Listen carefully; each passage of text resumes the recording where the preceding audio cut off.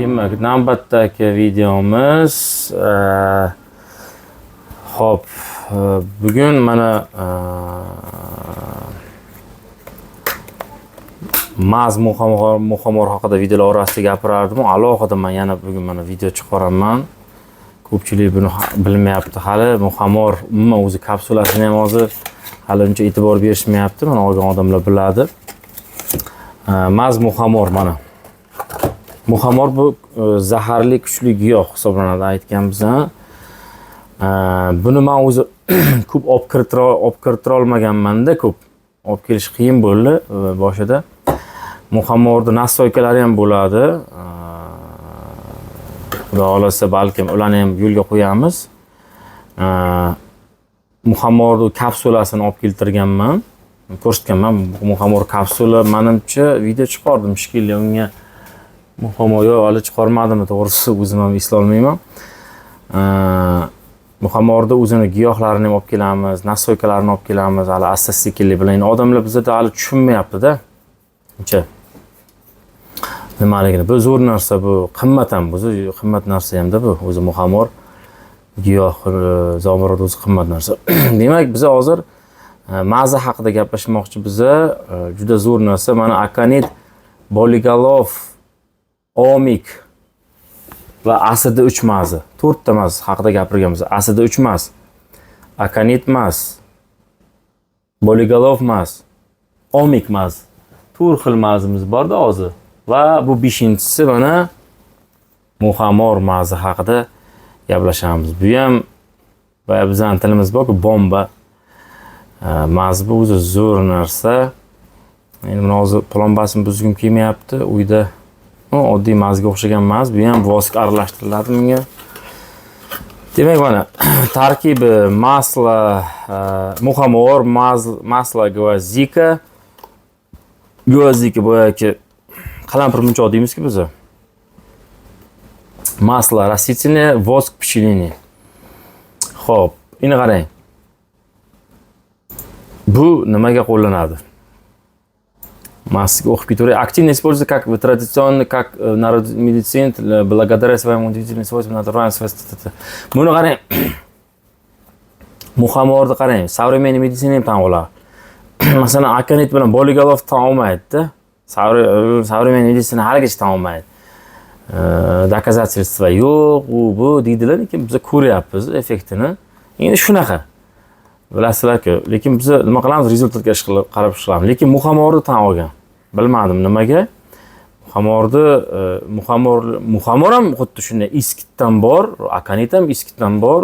O'sha 20 asrdan beri qo'llaniladi bu kamida. Lekin bilmadim nimagadir muhamorni o'sha современный meditsina tan oladi. Tak.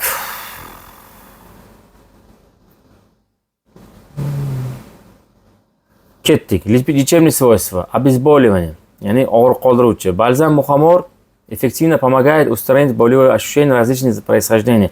Он особенно полезен при болях в суставах и мышцах, что делает его идеальным вариантом для людей, страдающих артрит, радикулит или подагра.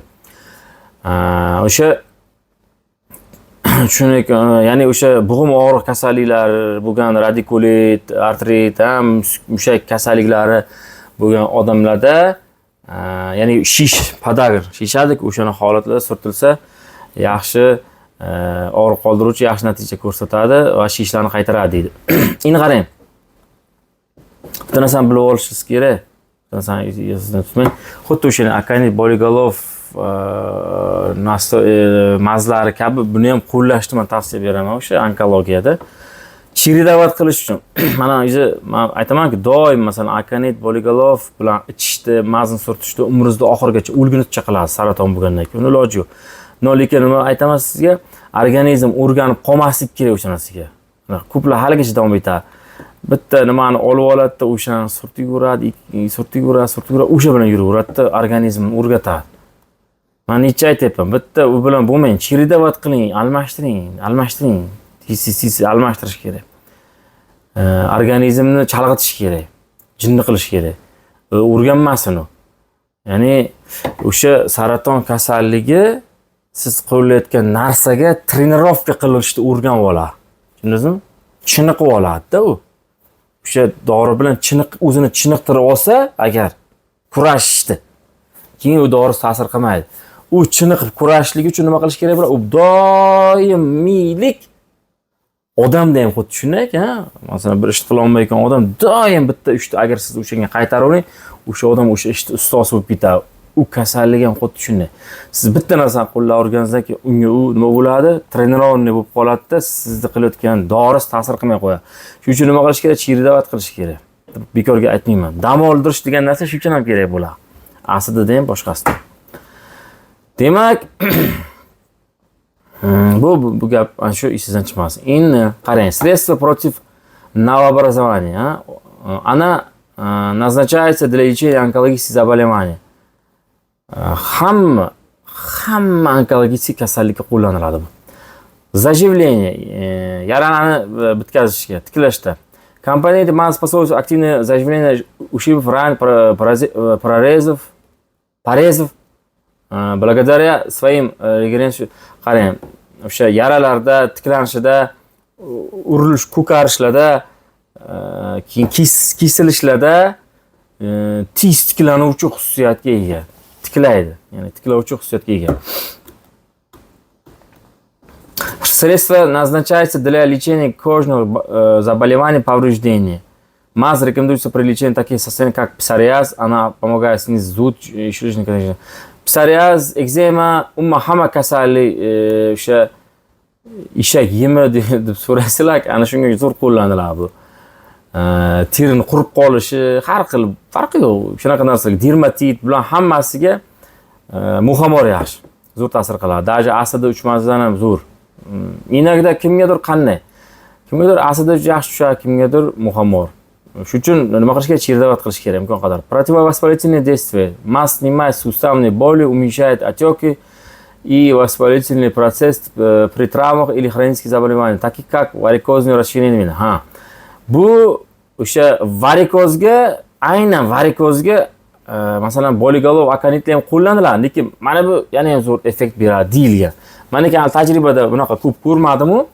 Varikoz, agar sizda aynan asosiy kasalingiz varikoz bo'layotgan bo'lsa, birinchi o'rinda muhamorni qo'llashingizni so'ragan bo'lardim. Ya'ni aytgan bo'lardim, maslahat bergan bo'lardim.